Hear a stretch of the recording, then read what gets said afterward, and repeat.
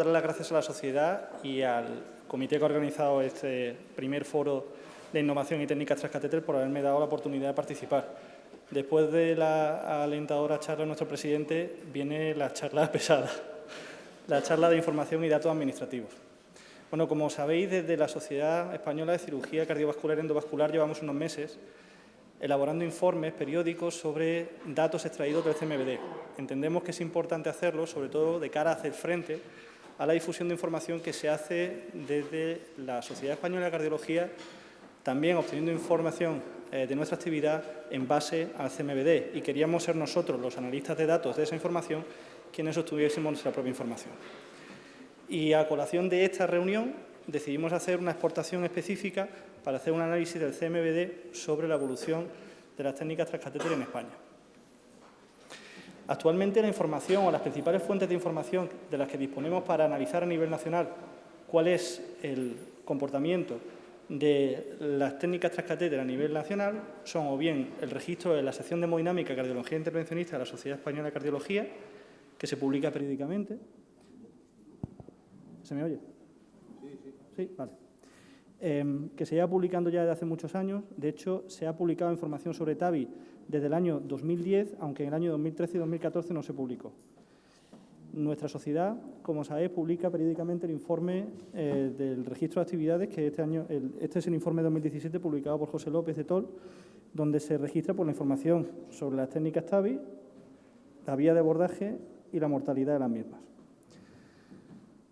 El problema es que la información que se obtiene en los registros es información que fundamentalmente mana de la participación voluntaria de los centros, es información que no es a nivel de paciente, sino que es información agregada por centro y que es información que además no es auditada.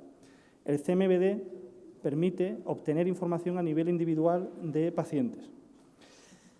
Es cierto que intentar extraer información clínica no se oye, ¿verdad? ¿Sí se oye? Es que no se oye. Vale. Es que va subiendo poco a poco, para que no os quedéis dormidos. Conforme no las quedáis dormidos, va subiendo el volumen. Bueno, como digo, existe mucha controversia acerca de la validez de la información clínica obtenida a partir de información administrativa a la hora de incorporar esa información a la toma de decisiones. De hecho, este artículo, seguro que es conocido por muchos de vosotros, fue publicado por Michael Mack hace ya años, y en este artículo se contrastaba cuál era el volumen y la mortalidad de cirugía coronaria en una región en particular de Estados Unidos, según si la información se analizaba por el STS o por dos bases de datos administrativas. Y Michael Mack lo que encontró es que las bases de datos administrativas aumentaban el número de procedimientos e incrementaban la mortalidad y la mortalidad ajustada. Este es otro artículo que también es especialmente clamoroso en este sentido. Es un artículo en el que se comparó la cirugía coronaria, la mortalidad en cirugía coronaria en España y en el Reino Unido, fundamentalmente en base a fuentes de datos administrativas del National Health Service y del CMVD español. Y la conclusión principal era que la cirugía coronaria, el volumen de actividad estaba muy atomizado en España y la mortalidad era mayor. Pero claro, si nos vamos a los números pequeños y vemos cuál es la proporción de pacientes con enfermedad valvular incluidas en ese registro, vemos que en el grupo en España era aproximadamente un 26%. Claro, intentar hablar de mortalidad en cirugía coronaria metiendo pacientes valvulares es algo que eso es sin sentido y que tal vez un cirujano cardíaco lo pueda entender, no así un cardiólogo si el cardiólogo es analista de los datos. El CMVD permite varias cosas. Permite obtener información individual de altas de episodios del Sistema Nacional de Salud en un periodo muy largo, desde 1997 hasta 2017. Y ya este año están disponibles los datos de 2018. Es un sistema exhaustivo, de forma que registra información muy exhaustiva de todas las altas.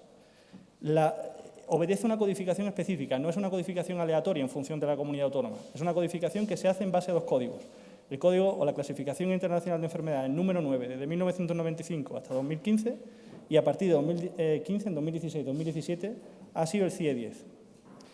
La traslación clínica es compleja, pero como veremos ahora es posible, fundamentalmente porque contiene información muy prolija, no solo de datos administrativos, sino también de información clínica. Contiene hasta 20 diagnósticos distintos en cada informe de alta y 20 procedimientos distintos, desde coger una vía periférica hasta operar a un paciente una cirugía valvular aórtica. O sea que fijaos si es profusa la información que contiene en cuanto a diagnóstico y procedimiento. Es muy fácil analizar eventos duros, como por ejemplo la mortalidad, que es de lo que voy a hablar en esta charla, pero también se pueden analizar otros eventos como ictus, eventos como complicaciones de la herida, eventos como complicaciones renales y por supuesto, no es útil para valorar los resultados locales de un paciente o un centro, pero sí es útil tener la perspectiva de la información que obtenemos para analizar tendencias, hacer benchmarking y estudiar variabilidad. Eso sí, no tenemos que perder de vista que el CMBD es una base de datos administrativa, no es información clínica, es una traducción administrativa de la información clínica. Por tanto, esa traducción está sujeta a sesgo de codificación, no tiene seguimiento y, por tanto, no permite obtener o inferir ningún tipo de resultado más allá del alta y no contempla la actividad privada en la inmensa mayoría de los casos. Según la Fundación IDIS, que como sabéis es la que agrupa a la atención sanitaria privada en España, se afirma que en 2017 el 30% de la actividad sanitaria en España era privada y que en el ámbito concreto de la cardiología, sin especificar la cirugía cardíaca, esta llegaba al 26%. Es decir, que probablemente en el último año del análisis de esta serie, que es 2017, hay un 25% de la actividad que no está reflejado. Pero con todo y con eso es una cosa con la que tenemos que lidiar, porque el lenguaje del CMBD es el lenguaje que entiende la Administración. Y si no se lo contamos nosotros, se lo van a contar otros. Y esto ya lo vieron los cardiólogos hace muchos años. En 2011 se creó el proyecto Recalcar, que es un proyecto que está considerado como de alto interés por parte del Ministerio de Sanidad, que se nutre exclusivamente a base del CMBD y que está contemplado en el Plan Estratégico de SEC Calidad 2011, 2013, 14, 15 y 16. Estos informes se mandan periódicamente no solo a todos los miembros de la sociedad, sino que se hacen públicos y se mandan a la Administración. Y la Administración lo utiliza para tomar decisiones. Por tanto, creo que nosotros también tenemos que estar ahí. Bueno, ¿qué hemos hecho? Primero, hemos solicitado al CMBD que nos diese todos los registros de altas de pacientes entre 2008 y 2017 sometidos a algún procedimiento valvular. Son estos 375 códigos. Y esos 375 códigos los hemos clasificado para extraer a los pacientes sometidos a procedimientos transcatéter aórticos en base a 3 sistemas de clasificación distintos. Antes de 2014 utilizamos el CIE9 en la revisión número 8, en la cual no estaba contemplada la implantación transcatéter de prótesis aórticas, pero se podía obtener fácilmente la información si combinábamos aquí el código 35.21, que es sustitución de una válvula aórtica biológica, y eliminamos a aquellos pacientes que no tuviesen el código 39.61, que era que habían sido sometidos con la circulación extracorpórea. Por tanto, cualquier prótesis aórtica biológica implantada sin circulación extracorpórea era considerada una TAVI. Los resultados de este análisis coincidían al 100% con el del registro de la sección de hemodinámica y cardiología intervencionista. A partir de 2000, aquí lo tienen, en la 9ª revisión del CIE9, que se introdujo en 2014, ya sí se contemplaba la TAVI, mediante 2 códigos específicos, que son el código 35.05, que es el de implantación de prótesis aórticas transcatéter por vía no transapical, y el 35.06, que es por vía transapical. Y a partir del CIE10, que es 2016 y 2017, ya existen hasta 8 códigos específicos distintos para definir la implantación de prótesis transcatéter, con lo cual la información es mucho más prolija si cabe. Y con eso, ¿qué hemos hecho? El Euroscore como tal no se puede calcular para hacer una mortalidad ajustada por el riesgo en el CMBD, pero es verdad que existen otras aproximaciones para estimar la mortalidad ajustada por el riesgo. Una de ellas es, por ejemplo, calcular índices que se utilizan mucho en medicina generalista, como por ejemplo es el índice de Charlson. Existen algoritmos creados en base a códigos del CMBD, del CIE9 y el CIE10, para hacer una estimación de comorbilidades como por ejemplo el infarto de miocardio, la insuficiencia cardíaca, la enfermedad vascular periférica, la enfermedad cerebral, la enfermedad pulmonar obstructiva crónica, la enfermedad hepática, etcétera, etcétera. Y además de eso, nosotros lo que hicimos es crear, implementando métodos del análisis de Big Data y de inteligencia artificial, modelos de predicción de riesgo en base a algoritmos de gradiente descendiente, que son básicamente regresiones logísticas binarias multinivel que nos permiten hacer modelos de predicción de riesgo muy exhaustivos y con capacidad predictiva muy buena. ¿Y con eso qué hicimos? Analizamos la tendencia de los resultados a lo largo de los últimos 10 años, analizamos la variabilidad y analizamos el benchmarking comparando centros y comunidades. Bueno, de esa petición inicial, el Ministerio nos ofreció, como tienen ahí, 126.089 entradas. Claro, si nos hubiésemos puesto a analizar todas ellas, habríamos mezclado muchas cosas y, por tanto, establecimos un algoritmo de selección de pacientes de forma que eliminamos los pacientes mitrales, tricúspides, pulmonares, cirugía sobre grandes vasos, estructura adyacente a válvulas, tabiques, corrección de patologías congénitas, cirugías de ventrículos, otros procedimientos valvular aórticos y endocarditis. ¿Y con cuántos nos quedamos al final? 65.000 pacientes. Es decir, apenas un poquito por encima de la muestra inicial. Esto es muy importante. Hacer esta clasificación y esta selección de los pacientes es muy importante para llegar a conclusiones que afecten a la patología que estamos estudiando, que en este caso era la TAVI y la cirugía valvular. Bueno, de esos 65.000 pacientes, como ven, 55.000 habían sido sometidos a una cirugía valvular aórtica con o sin revascularización y 9.500 a TAVI. Y si eliminamos la proporción de pacientes revascularizados, se nos quedó con 42.000 pacientes sometidos a una cirugía valvular aórtica y 8.810 pacientes sometidos a TAVI. Lo de la revascularización concomitante creo que es una cosa importante de mencionar, fundamentalmente porque ahí tienen la evolución de la revascularización concomitante en pacientes sometidos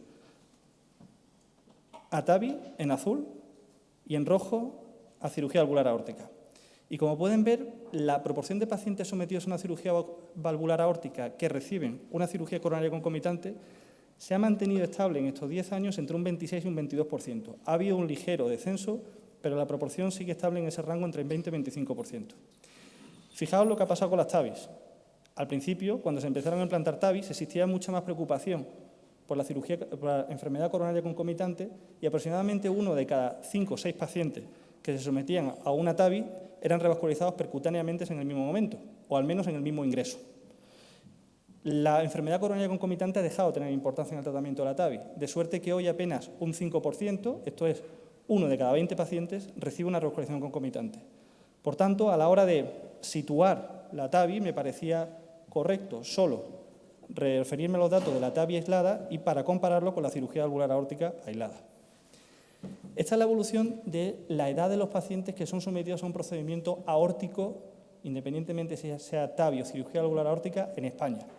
Como vemos, se ha producido un incremento bastante significativo del número de procedimientos de 2008 hasta 2017. Y ese crecimiento se ha producido sobre todo a expensas de un aumento de la población de mayor edad. Fijaos cómo la población de menos de 65 años y entre 65 y 75 años se ha mantenido más o menos estable y es la población de más de 75 años la que ha crecido de forma dramática en esta última década. Claro, si vemos la figura de abajo se entienden muchas cosas. Y es que en estos últimos 10 años ha aumentado mucho, en naranja, el implante de prótesis biológicas, en rojo, el implante de prótesis transcatéter y ha disminuido mucho, en verde, la implantación de prótesis mecánicas. Lo podemos ver por rango de edad.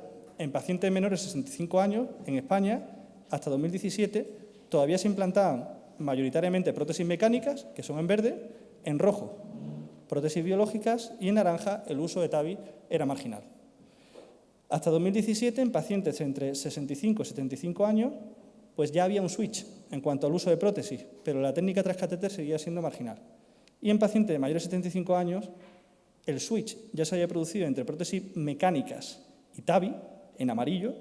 Veis cómo creció mucho, el uso de prótesis mecánicas se va haciendo marginal. Y fijaos que ya en 2017 se implantaban en pacientes mayores de 75 años casi tantas prótesis biológicas como TAVI.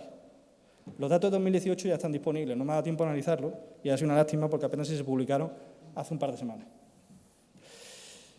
¿Cuántas TAVI se ponen en España? Pues depende de la comunidad autónoma donde vivamos. Hay comunidades autónomas donde se ponen muchas y otras comunidades autónomas donde se ponen pocas.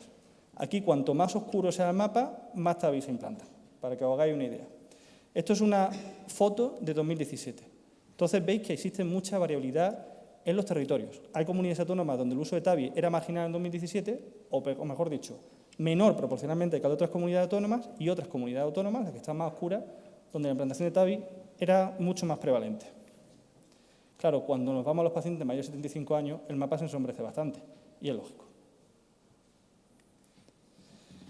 Ese es el índice de Charlson, que, como he dicho, es una medida más de evaluar el riesgo de los pacientes. Y veis que existía una diferencia persistente de aproximadamente 1,5 puntos, que es mucho, entre los pacientes que eran sometidos a un procedimiento TAVI, en azul, o a una cirugía valvular aórtica, en rojo. Eso es lógico. Vamos a analizar otras comorbilidades. Por ejemplo, la proporción de mujeres. Como veis, mucho más frecuente en TAVI que en cirugía valvular aórtica. La enfermedad renal crónica, muchísimo más frecuente en TAVI que en cirugía valvular aórtica. La proporción de diabéticos, Las dos increciendo y similar, aunque con una pequeña diferencia, bueno, no sé decir a favor sería lo correcto, pero de luego que más prevalente en TAVI que en cirugía valvular aórtica. La proporción de pacientes que ingresan en insuficiencia cardíaca cuando se someten al procedimiento también era mayor en TAVI. La proporción de pacientes con arteriopatía, ahí sí que es verdad que la diferencia no era significativa entre los dos grupos y tampoco había una variabilidad importante a lo largo de los años. Los pacientes con EPOC, evidentemente, son mucho más prevalentes en la técnica TAVI que la cirugía valvular aórtica, y la proporción de pacientes que se intervienen de una forma no electiva ha aumentado sobre todo en el grupo TAVI frente a la cirugía valvular aórtica. Es decir, claramente los pacientes de TAVI tienen un perfil de riesgo hasta 2017 que era peor que el de la cirugía valvular aórtica. Como he dicho, mediante algoritmos de gradiente descendente, estimamos modelos de regresión logística para hacer predicciones de la mortalidad y fijaos que obtuvimos un modelo, evidentemente no utilicé el mismo modelo para estimar la mortalidad en una u otra técnica porque son pacientes radicalmente distintos y por mucha regresión logística y mucha magia que uno haga con los números, jamás va a obtener un modelo que se ajuste a los dos.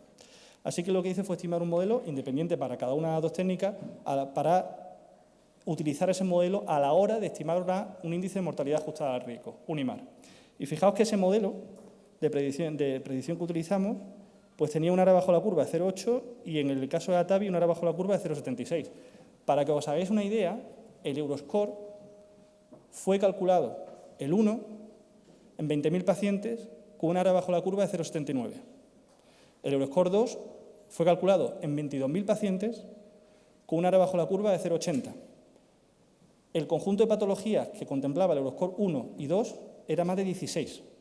Esto solo para una patología. Es decir, que puede que este índice funcione. ¿Qué cosas observamos con este índice para predecir la mortalidad? Pues que los pacientes tenían más riesgo cuanto en aquellas comunidades donde el uso de TAVI era menor. Es decir, que parece que las comunidades donde menos TAVI se hace, los pacientes que van a TAVI son los que más riesgo tienen. ¿Cuál ha sido la evolución de la mortalidad? Bruta. Eso es la mortalidad en azul de TAVI. Fijaos, en 2008 teníamos una mortalidad de un 9,3%. En 2017 del 3%. Es decir, se ha reducido en más de 3 veces. ¿Qué pasa con la cirugía valvular aórtica? Hemos reducido la mortalidad de 5,7 a 3,8. Evidentemente, la dimensión del cambio no ha sido ni de mucho parecida. ¿Qué pasa con el IMAR? Índice de mortalidad ajustada al riesgo. Mortalidad observada a partir de mortalidad esperada por esos modelos que os he dicho.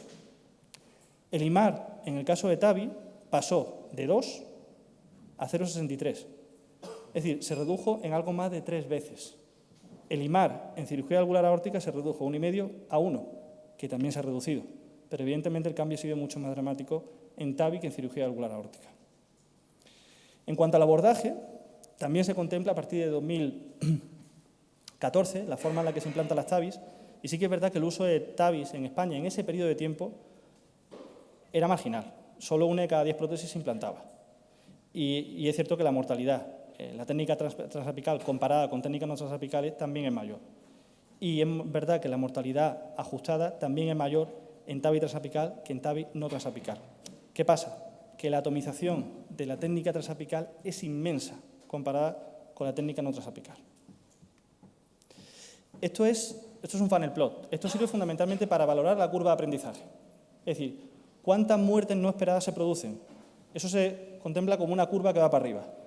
Las muertes que no se deben producir y que por tanto las cosas se hacen bien, la curva va para abajo, para que lo entendáis de una forma sencilla.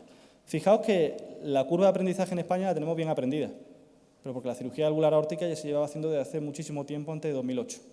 Pero fijaos lo que pasa con TAVI. Con TAVI empezó prácticamente en 2008 y ya con pocos pacientes, a partir de apenas 2.200 pacientes, se consiguió un control muy efectivo de la curva de aprendizaje. De forma que podemos decir que es una técnica cuya curva de aprendizaje es rápida y que los resultados que de ello se derivan son buenos muy desde el principio. Hay mucha variabilidad, no solo en la indicación de la TAVI, sino también en los resultados en volumen y mortalidad. Estos son funnel plots donde abajo podéis observar el volumen y arriba la mortalidad ajustada, el IMAR. A la izquierda tenéis cirugía valvular aórtica, a la derecha TAVI. Y aquí tenéis representados con puntos comunidades autónomas anonimizadas, ¿vale? Veis cómo no siempre existe una correlación entre volumen alto, que estaría a la derecha de las curvas, y mortalidad baja, que sería la parte baja de la curva. Así que, por ejemplo, tenéis comunidades autónomas como la número 1, que aparentemente tiene un volumen alto y, sin embargo, mortalidades en cirugía valvular aórtica y TAVI altas. Otras comunidades, como la Comunidad 13, que tiene volúmenes altos para TAVI y cirugía valvular aórtica, que son altos con respecto a otras comunidades y con mortalidades bajas. Es decir, no siempre existe una correlación clara. Después existen otras dispersiones, pues, por ejemplo, mirad la Comunidad 6, que tiene una mortalidad baja en TAVI y una mortalidad un poco por encima de la media en sustitución valvular aórtica. O la Comunidad 11, que tiene mortalidad alta con volúmenes muy bajos. En definitiva, hay una gran dispersión en cuanto a los resultados y en los volúmenes de intervención a nivel de las distintas comunidades autónomas. Eso es el número de centros que han implantado TAVI o cirugía valvular aórtica en España y cuál ha sido la evolución de la mediana en las líneas de intervenciones por centro. Fijaos que la mediana de intervenciones por centro, que es la línea verde, cirugía valvular aórtica en España, se ha mantenido más o menos estable desde 2008 a 2017. Sin embargo, la mediana de TAVI por centro ha aumentado desde 2013 hasta 2017 y lo ha hecho con un número creciente de centros implantadores de TAVI. 42, 44, 53, 56, 58. Y además vemos abajo que están aumentando el número de centros que implantan TAVI sin cirugía cardíaca en el centro. El porcentaje de pacientes sometidos a TAVI en centros sin cirugía cardíaca es cierto que es marginal. Representa un 3% del total, 276 pacientes de 9.351 analizados. Y es cierto que esos pacientes tienen un perfil de riesgo un poquito más desfavorable que el de los pacientes sometidos a TAVI en centros con cirugía cardíaca. Y es cierto que los resultados son similares. De forma que después de ajustar por múltiples variables, a día de hoy y con ese volumen marginal de pacientes no podemos concluir que los resultados de la TAVI en centros sin cirugía cardíaca sea peor. Eso lo veremos en el futuro, porque como ya sabéis, están proliferando los centros que hacen TAVI sin cirugía cardíaca. Esta es la relación que existe entre el volumen de actividad por centro y la mortalidad. Fijaos lo que pasa con la cirugía valvular aórtica. En la cirugía valvular aórtica existe una relación clara y lineal. Cuanto mayor es el volumen de cirugía valvular aórtica que se hace en un centro, menor es la mortalidad. La relación es lineal, limpia. Sin embargo, con TAVI no ocurre así. En TAVI no existe una relación tan estrecha entre el volumen y la reducción en la mortalidad. Sí que parece que se reduce un poco. Esto de nuevo tiene que ver con un argumento que ya he mencionado previamente y se debe a que la técnica TAVI tiene una curva de aprendizaje muy rápida y probablemente por eso no depende tanto del volumen del centro el que los resultados sean buenos o malos. Me llamó la atención este artículo que se publicó esta semana en el JACC, en el cual se analizaba el impacto que tenía en la mortalidad en TAVI el volumen de cirugía valvular aórtica. Es decir, en el volumen de cirugía valvular aórtica, ¿cuántos pacientes se morían de TAVI? ¿No? Entonces se concluía que cuanto mayor era el volumen de cirugía valvular aórtica, menor es la mortalidad por TAVI. Fijaos lo que pasa en España, es al contrario, completamente al revés. Cuanto más volumen de actividad de cirugía valvular aórtica, mayor es la mortalidad por TAVI. ¿Por qué? Porque aquí en España no existen centros de referencia. Aquí en España lo que existen son centros competitivos, en el que competimos por el mismo paciente. No nos traen a todos los pacientes. Por tanto, cuanto más cirugía valvular aórtica, menos TAVI se hace. Cuanto más TAVI se hace, menos cirugía se hace. Y cuanta más cirugía hacen, los pacientes que van a TAVI son peores y, por tanto, los resultados son peores. Esto es ajustando la diferencia entre comunidades autónomas, no por cuántas intervenciones se hacen en una comunidad, sino por el volumen medio de intervenciones por hospitales. Y fijaos la dispersión tan grande que existe del número de intervenciones por hospitales en las distintas comunidades autónomas. Es una barbaridad. Y la mortalidad tan variable que hay en función del volumen por centro de las comunidades autónomas. Es decir, el Sistema Nacional de Salud no está organizado, ni mucho menos, para hacer frente a los pacientes con estenosis aórtica severa. Ya voy a terminar.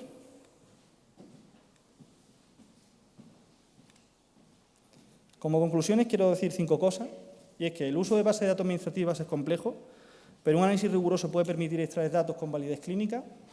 La proporción de TAVI y cirugía valvular aórtica es desigual en España, pero existe un aumento sostenido en el tiempo a nivel nacional de esa proporción. El perfil de riesgo de los pacientes sometidos a TAVI y cirugía valvular aórtica ha empeorado, pero la mortalidad ha disminuido en los dos grupos. La curva de aprendizaje de TAVI es muy rápida y existe una desigualdad en la organización de los sistemas de salud autonómicos en el tratamiento de la valvulopatía aórtica, bien sea por la actividad, por el número de centros y por la mortalidad. Y ya por último quiero dejar claro que existe un compromiso por parte de la Sociedad Española de Cirugía cardiovascular y endovascular de auditar sus resultados e incluso hacerlos públicos. El nuevo registro que se está preparando incluye una parte específica para TAVI, en el que se contemplan todas las posibilidades terapéuticas para la cirugía valvular aórtica, endovasculares, quirúrgicas e híbridas. Nosotros vamos a hacer ese registro, vamos a registrar la información, la vamos a hacer pública, pero nos gustaría que todas las especialidades que participan en la TAVI lo hiciesen con nosotros. Porque aquí lo importante, como dicen los cardiólogos, donde hay que situar el centro en el paciente, que es lo que llevamos haciendo nosotros hace muchos años. Muchas gracias.